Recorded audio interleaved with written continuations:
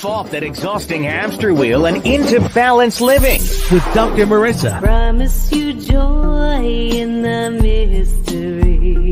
Dr. Marissa, also known as the Asian Oprah. Her mission, to be a beneficial presence on the planet. Her purpose, to be your personal advocate to live, laugh, love, learn. Her life motto, don't die wondering. Take back your life with Dr. Marissa Pay.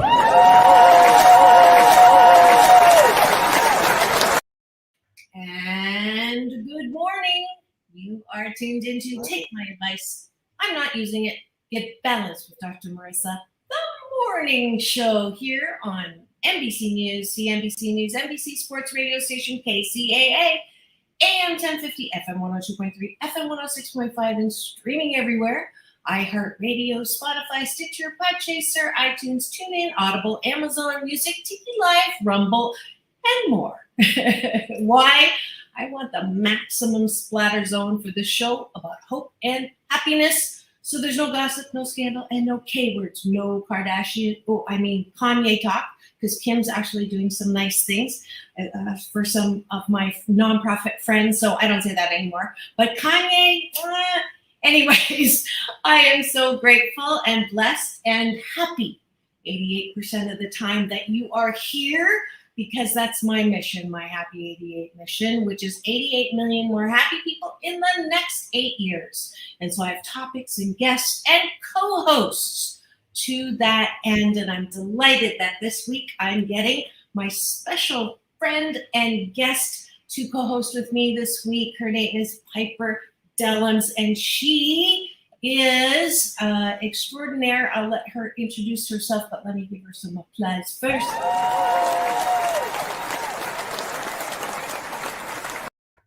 Welcome back, Piper. Thank you. Come a little closer.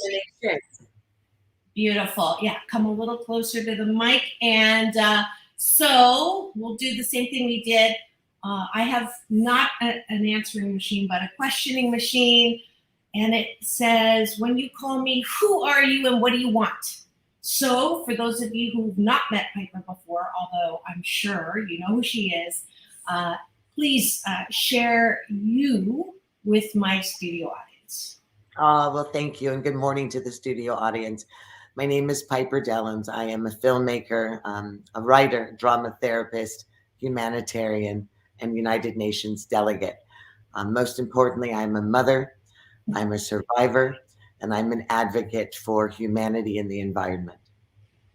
Beautiful. Wow, we're going to start with, remind me to ask you about the UN delegate. I forgot to yesterday, but we start every show with taking a bite of my gratitude sandwich. It's one of my happy tools and a way for me to help those who wake up grumpy or wake up with a fat and ugly attack or wake up worried or wake up anxious or depressed, to train our muscle to look for the good things in life, and gratitude is the tool. Nice. So 8 specific gratitudes, and we're going to do this ping pong style. I'll start and we go to Piper and back and forth. And I have to say, it's been fun doing gratitudes with you, Piper. Oh, thank you, sweetheart.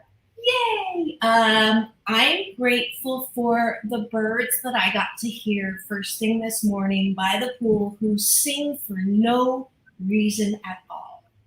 I'm grateful for the phone call I received this morning from a dear friend who survived. I'm thankful for survivors. I'm grateful that I understand that relationships are a fundamental growing tool in life, and that if my relationship's 80% good, I'm good. I'm grateful for music. I find that oftentimes when the melody of life, the volume goes down, I can turn on a good song and be reminded of the poetry and prose of my purpose or the emotions that I have bottled up. So I'm grateful for the dance. I'm grateful for the rhythm. I'm grateful for my stylist, who makes sure that I have unbalanced hair as an effort as part of my brand to be balanced. I love you. Well, I'm grateful for my braids because after years and years of taking an hour in the morning to get ready, I can now pop out with my COVID hair and to be ready in 10 minutes. I know. She shocked me yesterday. She said she's going to the shower, and I'm like, I'm in the studio already. You better take a quick shower. But she did. I'm grateful that I had a good night's sleep without being woken at 2 in the morning like I was the day before. Nice. I'm grateful for all of those that have survived this war in Ukraine. I'm grateful for all of those who opened up their homes and hearts to rescue, to care, for compassion. I'm grateful that we are fundamentally humankind, emphasis on kind, even though sometimes it doesn't look like it. At the core of who we are kind. I love that. I'm grateful for another day. So many did not wake up today, and I'm grateful that I have an opportunity to walk this journey called life for one more beat. I'm grateful that I pretty much can choose what I like. What I want to drink, what I want to eat. I recognize that that's not true for everyone, and I'm grateful that I have that freedom. I'm grateful that I had extraordinary parents. Even though they weren't perfect, they were perfect for me. I'm grateful for all of their wisdom, what they taught me, what they did in the world, and I'm grateful to be an African-American girl. Born in 1965, that wasn't something that you may jump up and down to say, but thanks to my parents, I'm so grateful. Great. I'm grateful for my pillow because when I jump in bed, I'm happy. Because it just feels so good. And last one, Piper. I think I'm really grateful for super spicy chai tea because I have an addiction to it. It gets me up in the morning. It feeds my soul and soothes my body. Beautiful. Well, that's your 8 specific gratitudes. Those of you who joined me yesterday, I got to speak at the Blackstone Consulting and met some new wonderful people. Some of them may be tuning in now because I charged them with this good life habit. So if you're not as happy as you want to be, try it for 21 days. Start in the morning with 8 specific gratitudes. You can start here with me. If you can't, then, wherever you are, just do 8 specific gratitudes. And then the bottom of the bun is 8 things that you appreciate about yourself. So instead of falling asleep or trying to fall asleep, thinking about all those things you didn't get done or all the ways in which you're deficit or all the insults you got and all the people you want revenge on, no wonder we can't sleep. I want you to think about those beautiful things that you are and highlight them in your own mind. Because if you can't approve of yourself, how the fork do you expect other people to? So, Piper, I'll let you start. What do you appreciate about yourself? Well, one of my best friends, Kana Steinmeier, said to me yesterday, Piper, I appreciate how transparent you are, how honest, because it shows your courage. And so now I'm able to reflect that back to myself, and I appreciate that about myself. Honesty, integrity, transparency. Yeah.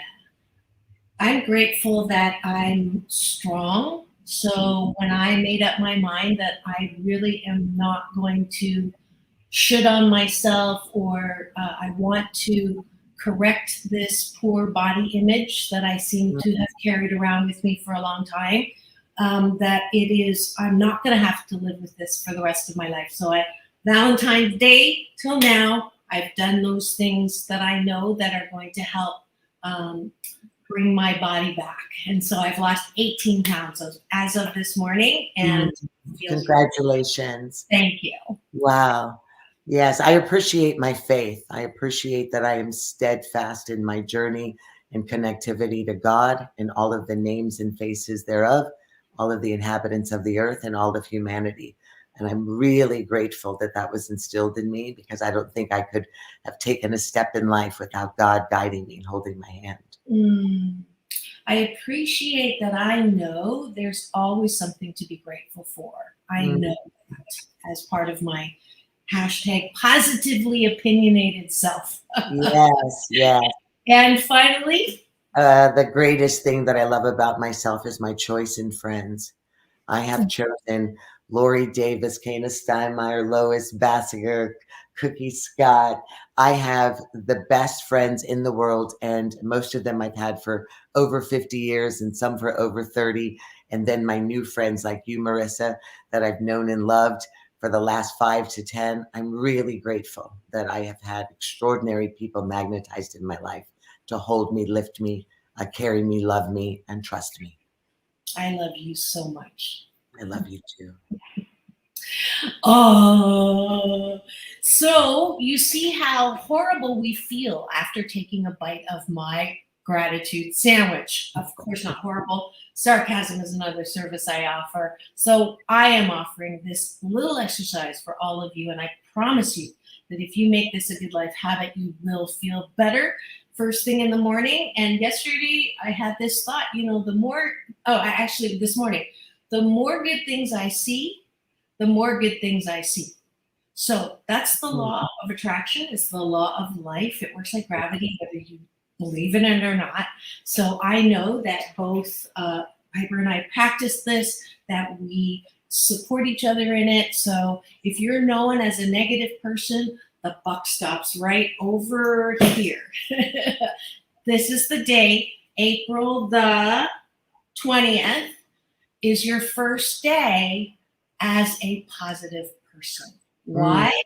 Because it just feels better. That's right. Okay, so we're going to go to break. And when we come back, I'm so grateful, too, for Black Women's History Month. Yes. As I have a good excuse to highlight Black women then and now. And Piper is one of them. And she has a beautiful film that we're going to actually show. And we get front row seats. And then we'll talk about the film afterwards. And then maybe touch other Black women in music, since we talked about music today, and their contributions as well. And I forgot yesterday to announce the Asian Oprah giveaway because we were talking. So remind me at the end of the show today, the first person that goes, well, I'll just say it now because I forgot yesterday. The first person that goes to drmarissa.life and puts in Piper in the subject line will get an audiobook copy of bestseller, 8 Ways to Happiness from wherever you are. All right, so that's Piper in the subject line. And we'll be right back with more. Take my advice. I'm not using it. Get balanced with Dr. Marissa and Piper Dellums here on KCAA, the station that leaves no listener behind.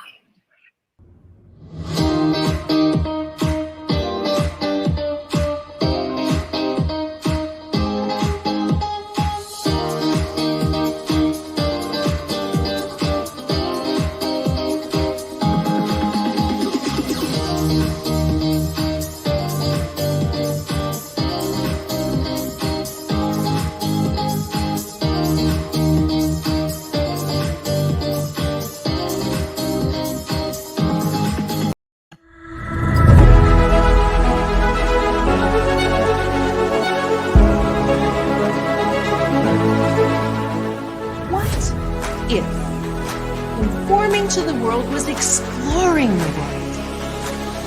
What if the question, what do you want to be when you grow up, little girl, turns into how many streets of life do you want to explore?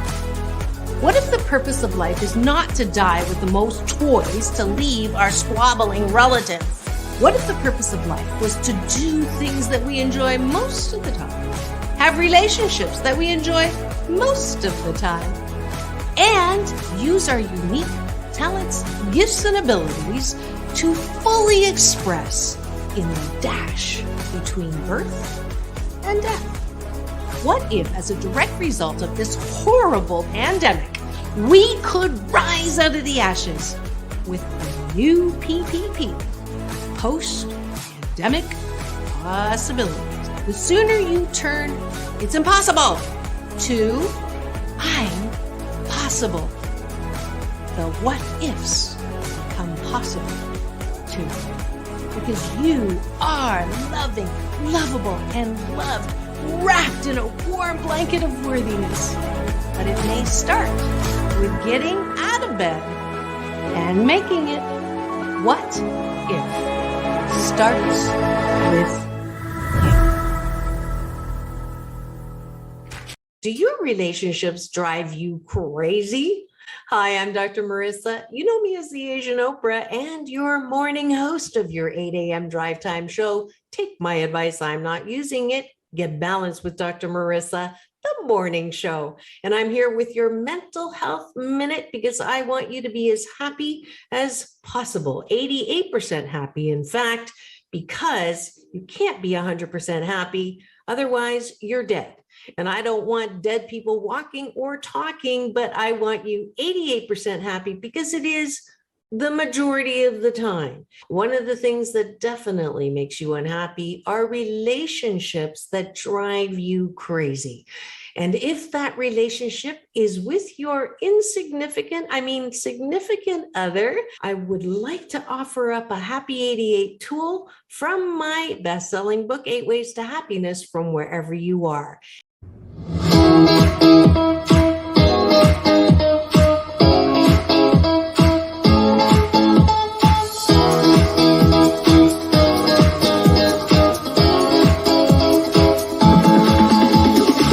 Take back your life with Dr. Marissa Pay. And welcome back. You are tuned into Take My Advice. I'm not using it. Get balanced with Dr. Marissa, the morning show here on KCAA, NBC News Radio, AM 1050, FM 102.3, and FM 106.5, and streaming everywhere, including my YouTube channel. If you go and free subscribe, you will get an alert every weekday morning for this show about hope and happiness. And you'll also get to watch the short film that I just did a trailer for, my first short film. It's one of those hashtag COVID silver lining.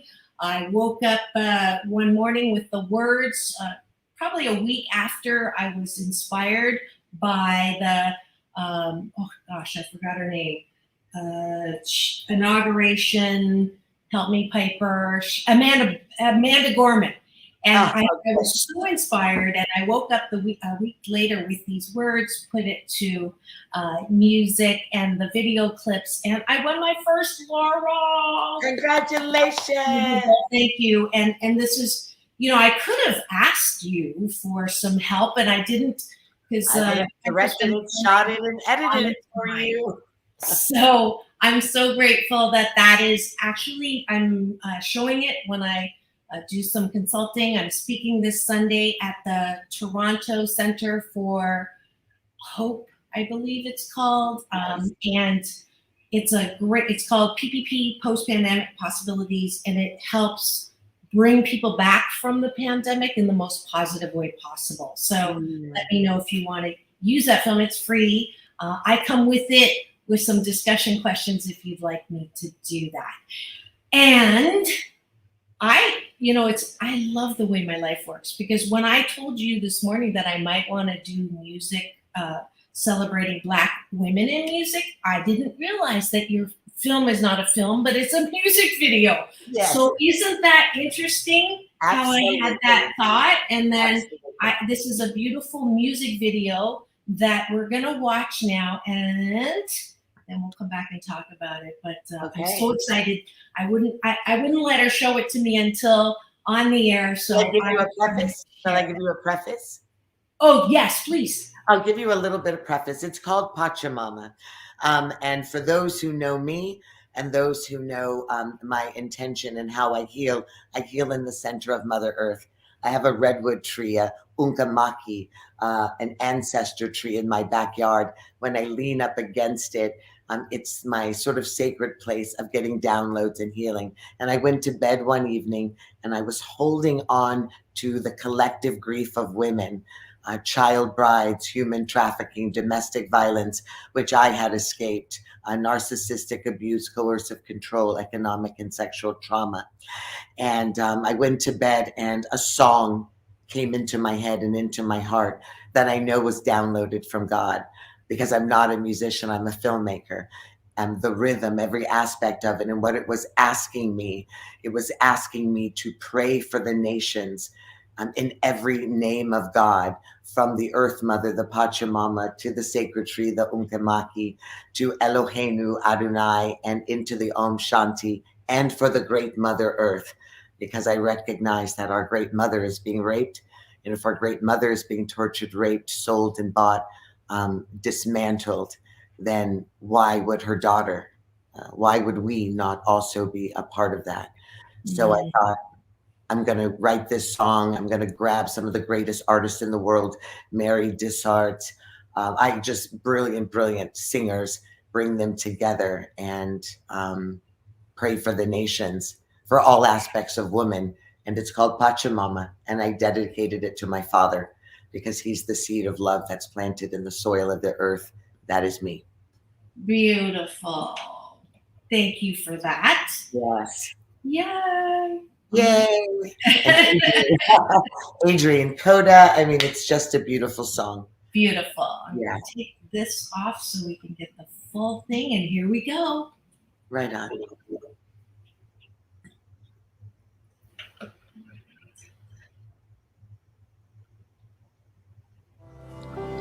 The greatest words my father, Ron Dellums, my daddy, ever spoke to me were words of love.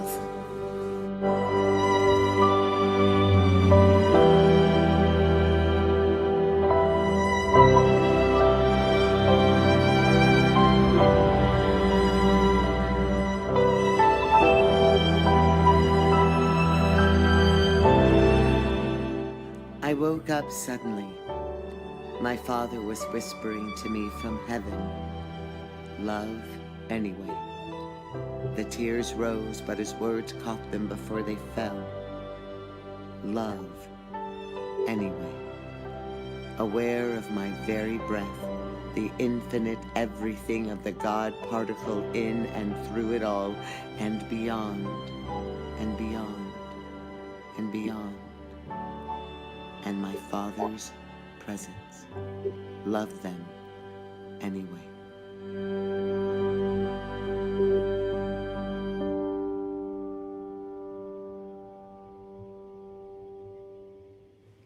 Aware of the need to open the doors and windows to catch the cold morning air, I needed to smell her breath. Aware of the car speeding away in the distance and the hum of discord that comes with the city on its knees, awakening once more. Thank you, Daddy. I'm aware and awake, aware of the lie outside and next door and in my first thought. The lie of being separate and apart and lost and definable. The lie of the us and them, the lie of separation from God. Love anyway, because life only expands in collaborative harmony, in love, with love, as love.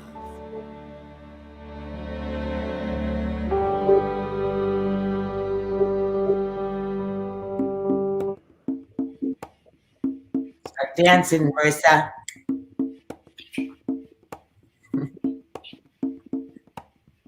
Father, can you hear me? I'm pleading with my soul, deep rivers of sorrow. I'm losing all control. I'm a child, but you gave me away against my will. If I leave, will you leave me? Will my family love me still? Filled with serpents and secrets, I could die if I don't flee. How can I bring you honor if I never honor me? Pachamama, Pachamama, Pachamama, rescue me. Ukimaka, Ukimaka, Ukimaka, set me free. Allah, Allah, Abba Father, Eloheinu, Yahweh. Hermano, porfa, sálvame. Él escucha tu voz. Yo traté, pero me cansé del eco de mis miedos. Crecimos juntos en la misma casa, pero solo tú eres libre, tú has visto todo el mundo.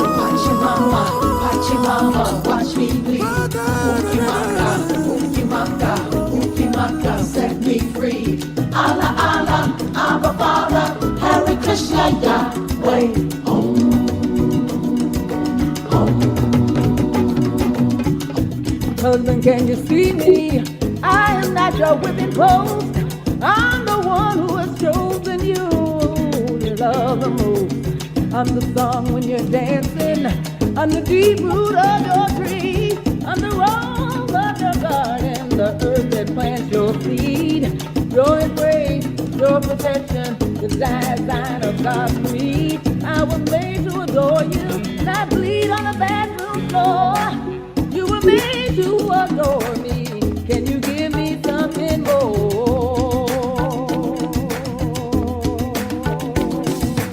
Pachimama, Pachimama, Pachimama, watch me bleed. Unkimaka, Unkimaka, Unkimaka, set me free. Allah, Allah, Abba, Father, Hare Krishna, Yahweh. Om, Om, Om, Om. Mother, please forgive us. We bowed our heads, we looked away. Too afraid to assist you, but I'm not afraid today. Mother, please forgive us. We've been raped in every land. We must come together before we take your hand. But if you are a mother or refuse as we looked on, you must know in your heart space we are not safe with your son. Generations before you seemed you never had a boy, but the times they are changing, and it's time you had a choice. Pachimama, Pachimama, Pachimama, watch me bleed. Unkimaka, Unkimaka, Unkimaka, set me free. Allah, Allah, Abba, Father, Hare Krishna, Yahweh. Om, Om, Om, Om.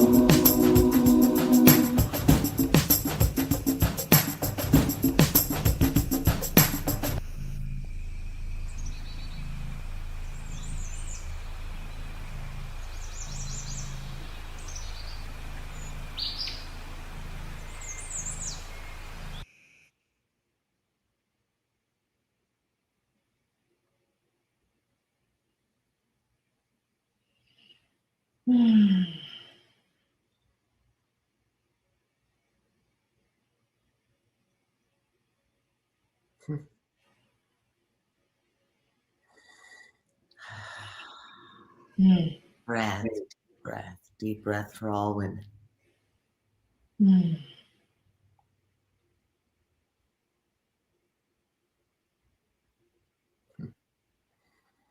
I don't want, there it is.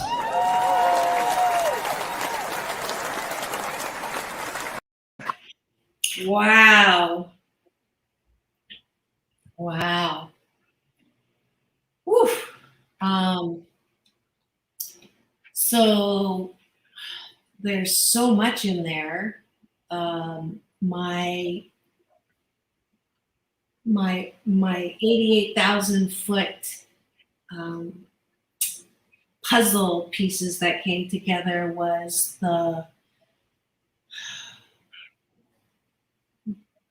moving from not honoring the feminine, from earth, Pachamama, to the individual, the battered women, and that To the children, child brides. to the child bride. Okay. It's on one hand, we've come a long way, baby, right? Virginia Slims, remember that? I do. And on the other hand, it's like we have moved to the honoring of women, women voting, women important, to now hurting the biggest woman, which is Pachimama.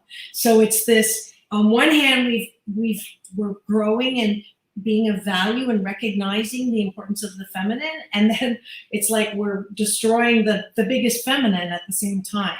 Absolutely. So it's like a funny non-concentric circle. Now your life has been dedicated to helping women out of domestic violence, which I honor you for, because you are my favorite kind of person who takes life pain that they have been through and alchemizes it into knowing and understanding that this is something that you have inside, intuition, knowledge, creation, creativity, to bring forth a solution to that which hurt you. And for that, I give you Dr. Marissa's Beneficial Presence on the Planet Award. I think I gave it to you last time. I'm going to give it again. Thank you. I just wanted to highlight that there's so many people who get stuck in, why did this happen to me? And instead of staying in that place of blame, shame, victim, it happened to me so that I can be of help and service in my own healing and then in the healing of others in this area. I firmly believe that. I cannot believe that we get punished by something or someone. I cannot believe that pain in life is for nothing. Everything happens for my divine and best good. So I honor you and your ability to recognize that and to really, grab it by the balls and create things like that. That video is such a powerful medium, music video for people who, maybe feel alone in that. It was hard to watch. It was really hard to watch the abuse itself. There's a lot of silent abuse amongst women as well. And I think people have a tendency to believe that domestic violence is only physical.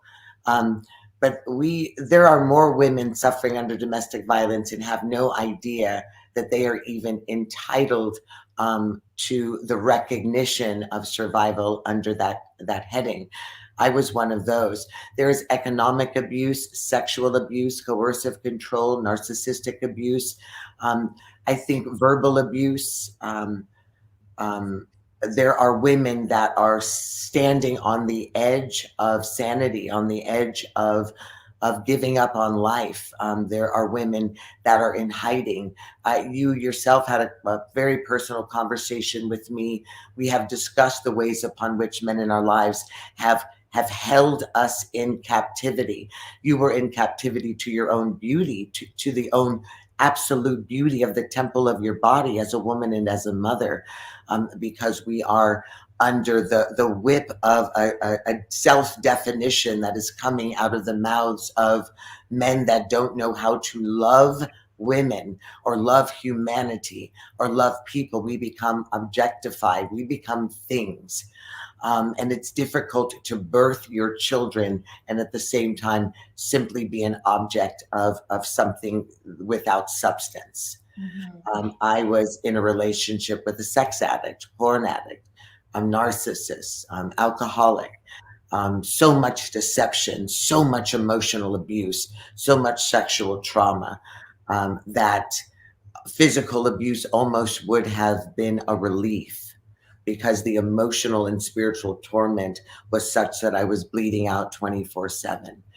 So for all of the women of the world, I think that we are collectively coming back together under that red tent. Part of the work that you're doing to remind us to be in gratitude, to utilize the medicine of our experiences, to be compassionate, to open our hearts, to rescue others, to bear witness, to keep going, to survive. Because there is a mass incarceration of the divine feminine. And like you say, especially amongst our mother, this earth, this is an equal opportunity destroyer.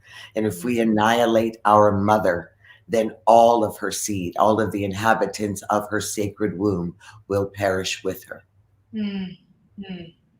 Beautifully said. It reminds me of this time I was in Sedona, very first time I was in Sedona. Sacred place. And I wanted to tell you the story on the air on purpose. I forgot to say something yesterday. But I went to someone who did saging, and she was, took me into the vortexes, took me into the beautiful red rock structures.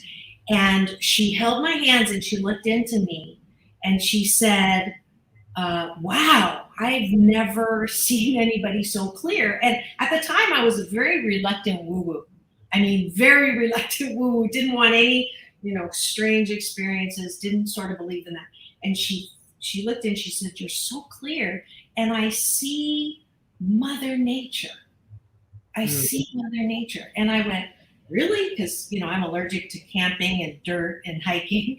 I'm not necessarily. I remember when I took you to the mountaintop, you were like, what are we doing in the middle of nowhere? So you can see, so the next day I went walking. I went, not hiking, just walking in one of the vortex areas. And I found myself on this, this precipice, and it was beautiful, and it was, kind of sculptured. And I walked back down and I asked someone, where I was. And they said, Pachamama. And I said, what does that mean? And he said, Mother Nature. So I was like, oh, I'm getting chilled. So I was like, someone recognized. So isn't it interesting that I'm supposed to be, a human touching Pachamama, and you just did a music video called Pachamama. If we need any more proof that we're supposed to be doing work together, I don't know. I told Piper the other day, I give up. I'm not going to fight our connection anymore. Yeah. It's so and it's such an impossibility for you to be allergic to the dirt because you are of the earth. And here's the beauty of all of our interconnectivity. It's awakening through this COVID pandemic.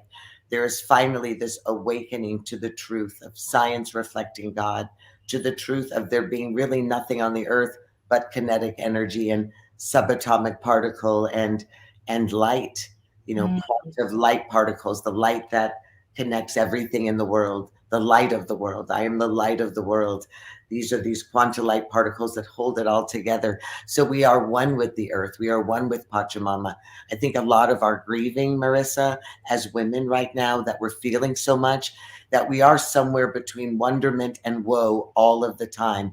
No matter how much we voice how positive we are, there is this truth in the sacred place when we're in the shower, when we're alone, that we are always somewhere between, there's reverie and then there's a pain and a suffering because we are feeling everything. Our interconnectivity, this collective, this divine feminine awakening is touching all of us. I don't know half the time if I'm crying for my own story or for the story of millions of women whose voices and names I do not know.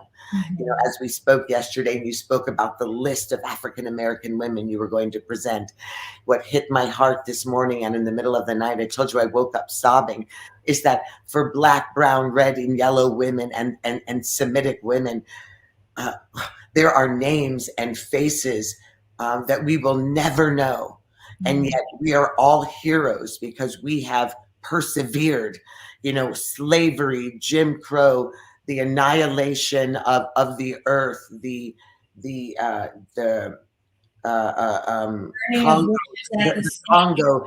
Congo genocide, mass incarceration, police shootings, poverty, homelessness, crowded classrooms, all areas that have pushed women of color, people of color, our children, our ancestors into a dark, shadowy corner. That isn't Black history.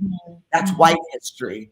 Black history is our survival, is our ascension, is what we did with it. It's what we discovered, what we learned, what we taught, that we're in the Supreme Court, in the White House, in hospitals, feeding our children, waking up for yet another day, surviving. That is our history. Our history is that we are here and right now, that we haven't given up despite all odds. Like Sojourner Truth said in Ain't I a Woman? Black history is the fact that we can wake up every day as women of color and say, yes, we are. We are Pachamama. We are Pachamama, Marissa. Absolutely. Let me go and put the moose on the table about domestic violence for a second. And that's Moose on the Table is my Canadian version of Elephants in the Room, because there is with the Me Too movement as well. When does the line of controlling, so you have a controlling person, you have a controlling man in a relationship, when does it cross from controlling to abusive? Is there a There's line? not a cross. Control is abuse. Okay. It finally made a major law in the state of California. Coercive control is at the top with domestic abuse, because coercive control leads to suicide, depression, addiction, mental breakdown, PTSD. So when a woman says, my husband is just controlling, or my boyfriend is controlling, should that be the first point of, wait a minute, that's not okay? Absolutely. Absolutely. Okay.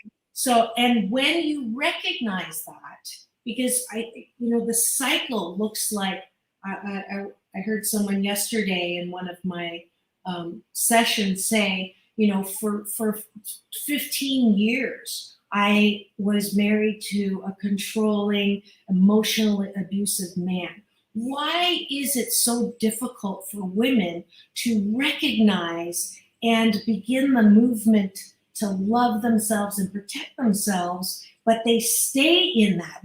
What is it, and how can we help? Well, it isn't difficult for women to recognize. What happens is there is a psychological conditioning called trauma bonding. That's what we have to recognize. There's a cycle that comes with abuse that becomes an inherent part, almost like breathing in our relationship. So with the control, with the emotional abuse, there's also that honeymoon phase. What happens is we get wooed after the wound. There's the love making, the flowers, the I'm so sorry, that little glance. And now we're terribly hungry because we're starving for real love. We're starving for respect and dignity. It's been stripped. It's been stripped from us. So when we get that little semblance of them giving something back, we hold on to that. It's like if you're a starving child, crumbs on the floor look just like a 5-course meal. And now you start holding on and awaiting simply those crumbs, and you're satisfied with them. So it's a trauma bond. You're in and out of the trauma, and you're waiting for the feel good that comes when they give you something back, just something, because they've broken you down to such a place of nothing that you don't even know. Remember, gaslighting is a major part and manipulation of control. So half the time a woman, like you said earlier, you can look in the mirror and you no longer recognize even yourself as beautiful. You no longer know whether you are of substance if it's not coming through their lens, their broken, shattered, woman-hating lens.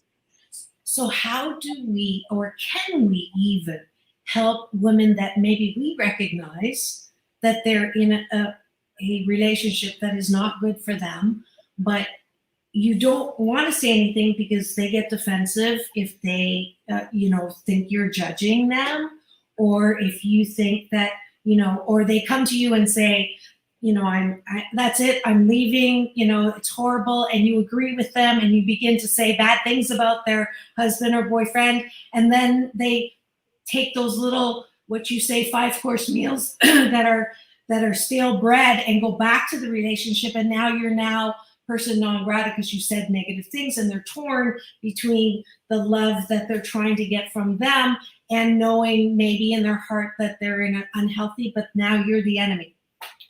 Yeah, it's a slow process out of trauma and a slow process out of abuse. But let me say this. I was definitely one of those women, Marissa. I was told over and over from my best friends, from Cookie, from Lois, from Kana, from Lori, even from you. I was told from some of the closest people in my life, including people in my church, spiritual leaders, that it was time to go. From my children, my children were begging me to go, that it was time. And even though it feels as if they no longer want anything to do with you when you're planting those seeds, don't stop planting them. Don't stop praying for them. And don't stop opening the doors to give them an outlet, a location, a place, a group, something that can assist them. Because what keeps us there not only is our inability to think that we can do anything on our own, but when you're in a controlling or an abusive relationship, you're also held economically captive, which means and the man knows, the man who's controlling you already is holding the purse strings, whether or not you're earning or not. I had to ask every month for $20 for gas in my car, yet I could go out and make a public speech and make $10,000 to $20,000 in a half an hour. I had no access to the banks. He did all of the grocery shopping. He called it taking care of me. What I know is that if he kept me under that thumb, he could continue doing all that he was doing, all of the betrayals, the lies. He gave me diseases where, as you know, I was on a cancer ward for 4 months, 3 surgeries, losing all of my female organs and a portion of my intestines, and I still stayed. So you stay with sexually transmitted diseases, you stay when there's no money, you feel there's no out, and then they gaslight you and you start believing it. They'll speak to other people and say, she's crazy, she's this, she's that, to the point where you'll start believing it yourself. So yes, you as a friend, stay steadfast. My friends were steadfast. It took years to get me out of that. And they're still steadfast when that trauma bond cycles in my mind and makes me think, did I leave something? Suddenly those crumbs will come back, and that little groove in your brain will make you think that you're missing a meal. So don't give up on that. You're not being judgmental. You're being loving. You're being honest, but also give them a way out, because advice was one thing, but advice was not going to put a roof over my head, was not going to feed me, was not going to pay my bills. I would have been homeless and destitute had it not been for a domestic violence rescue center here in Sacramento that did not hire me, did not rescue me from domestic violence. They hired me as a filmmaker. I happened to show up to make films for them with my husband in tow, and they recognized that I was under coercive control. Wow. That's what I did. And while I'm shooting the films, they pull me aside and they said, we're not letting you leave. You are in an abusive situation. And I said, no, I'm not. And they said, but you are. And the woman that was running it at the time, it has since shut down, said to me, you're going to be my final rescue as I'm going into retirement. Wow. And I lived in 4 days without a penny, with nothing, at 55 years old, with all of the work and the degrees and the awards and the money and influence that I had. I left with nothing. I slept on an air mattress under a window in an empty home that I rented here through them. They paid for it for the first 5 months with nothing. I didn't have a can opener, a pillow, a towel. I had nothing, not even a bar of soap. They gave me $70 a month in Walmart gift cards, and they allowed me to heal. And then I slowly continued to work for them, got the films done. But I needed one person to say, you are worthy of rescue, to first give me a roof, to give me food, and to allow me the time to heal, to breathe, to fall apart, and to build myself back up. If we just give the advice, you're leaving us in the prison. I got the advice, but I had nowhere to go. So I stayed. And you know what? Had I stayed to this point, I would have committed suicide. I was so close, and it felt like my only out. And through the last year, even that I saw you, that was the only thing that was on the throne of my heart, is what is going to be the easiest way for me to take my life. And how do I take my life and keep my children well? That was all I thought about. If it weren't for these women, I would definitely not be here today. Piper, thank you so much for sharing the transparent truth of what you went through. I'm a little bit taken aback. I did not know all of this, and I feel bad that I was not more supportive to you. You hid it so well, and I honor you, and I'm so glad that I have this show, because this is now a link that I have to as a message to all of those out there who are in pain because they know that they're not in a good relationship, but they are in that trauma that you're talking about. I want you to share this show and share what Piper has just said, because she just outlined the necessary process that any woman who doesn't feel that she is good enough because of what she's being told, that there is a way out. And I'm so grateful that, you know, this all gets orchestrated without me planning anything. And I just, wow, I'm so happy because you're here. You didn't take that way out. You have the intimate knowledge of how you can get out. And I know that that's your work. Well, that and more. Piper just got a beautiful humanitarian award. I wanted to highlight that.